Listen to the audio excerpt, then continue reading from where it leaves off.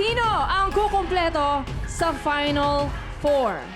Ang huling makakaupo sa golden chair ay si...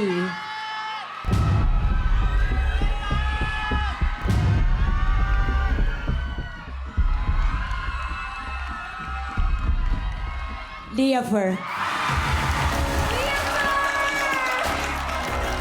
Makakaupo ka na sa gold chair.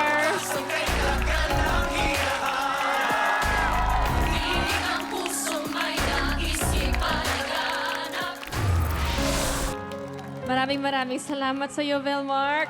Nasubaybayan naming lahat ang iyong journey dito sa The Clash. Sana ipagpatuloy mo yung dreams mo and for sure you will succeed even more.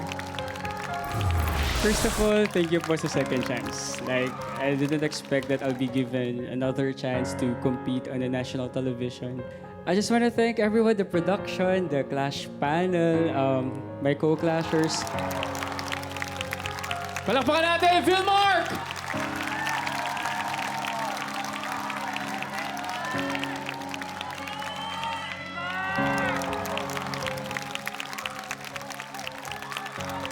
Simula nung umakyat ako dun sa The Clash Arena, my main purpose is to win. Dream kasi namin to nung buong family ko. Like, I remember nung time ng The Clash, nung season 4, hatid sundo nila ako, ganun. Tapos ngayon, hinayaan nila ulit ako na sumali. Hindi lang siguro talaga right timing ngayon.